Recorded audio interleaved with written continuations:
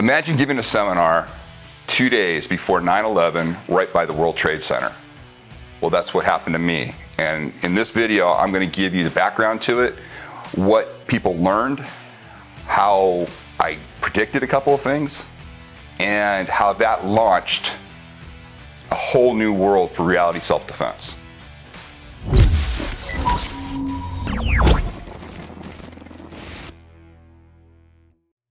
So for years, I was in the military contractor world. I was in the intelligence community, special operations community. We did a bunch of hand-to-hand. People kind of know the background of us putting in one of the original credentialed hand-to-hand systems into the military in the early 90s. That led to a lot of contract work for me all throughout the 90s. So all throughout the 90s, I was down in South America. I was doing a lot of real-world stuff, and I was really only training military and special operations police forces during that time. And at that time, I really thought that using violence as a tool, the way that we were training people to do it, that's where it would stay. That the civilian world really wouldn't ever take to this, because it's very straightforward. It's really only useful for one thing and one thing only, and that is to take out another human being who is trying to kill you. And that's the premise of everything that we taught. Everything changed though in 2001, September 8th and 9th of 2001. I was in New York. I was brought in by a couple of the big investment houses. I was training a bunch of international bankers that literally flew all around the world. And a lot of times they'd fly into risky places. A lot of them were going for oil areas, work in South America. A lot of people were doing work in Asia, where there was high risk of kidnapping and violence. And so I was training these individuals, and we were putting everything together on the context of what to do if you find yourself on a flight and you have to defend yourself. That was a whole thing that we had. I did all the normal stuff that we were talking about. I did all of the normal, taking them through, the training that we have, the TFT training, the methodologies. When I look back on those tapes, I laugh because I did this and I was completely injured the whole time. I had actually a hernia the whole time I filmed that particular product. Now, this product was being filmed. The seminar was being filmed, and it was never intended for general distribution. It really was just for within these groups.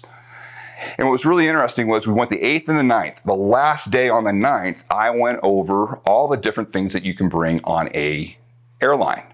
I was showing box cutters. I was showing, basically at that point you could take on various types of sharp objects that you could use as improvised weapons. And I was showing all the different tools that were allowed at that time. And I was showing how easy it was to do a box cutter and how ridiculous it was that they would let me carry on a box cutter.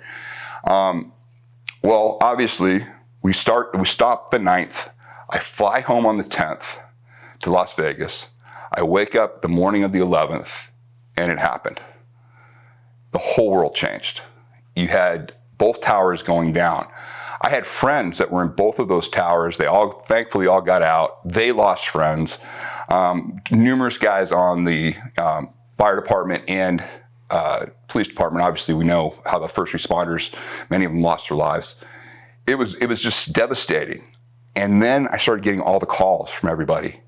And they were going over the fact that how I predicted that using these types of tools eventually was going to have a problem on these tapes. We were talking about using improvised tools on an airplane and how you could protect yourself. I was doing it from a standpoint of if you're flying into a really dicey country and you can't bring a firearm, or you can't bring an obvious weapon, here's some of the things you can bring on. And I was showing them how to use that and defend themselves.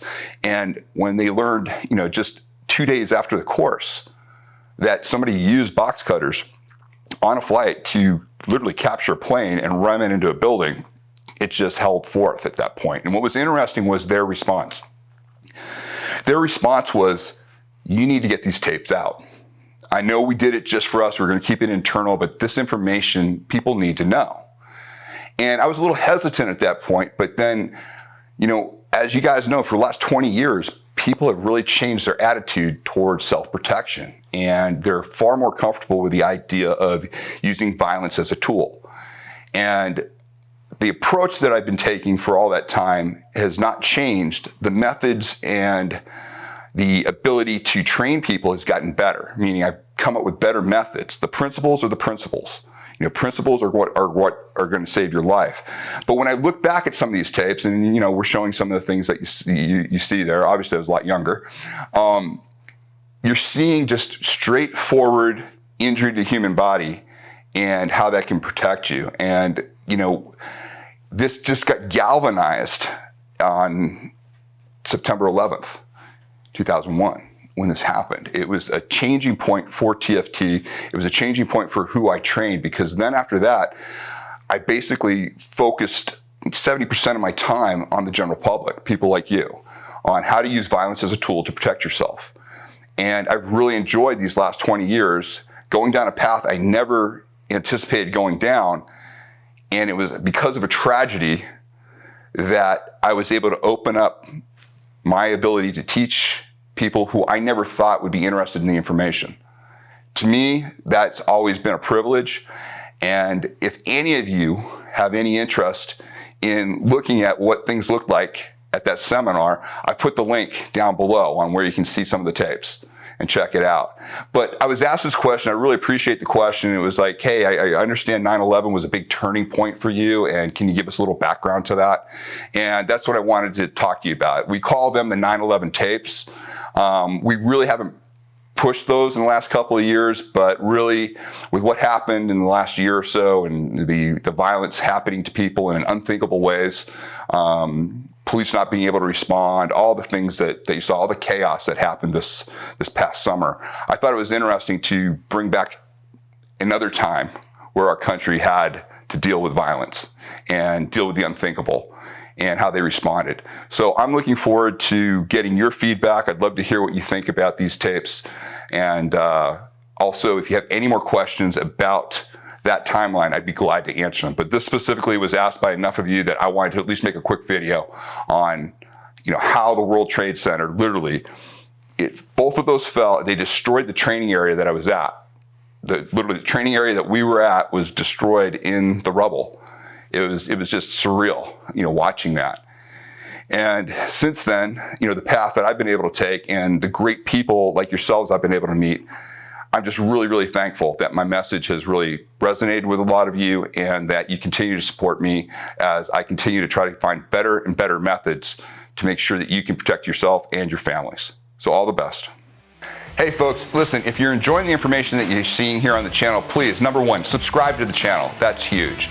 And then if you want more great information, we've got a lot of free information and just, great, ways for you to better protect yourself and your family. Go to surviveviolence.com, give me your email, and we'll get you that information right away.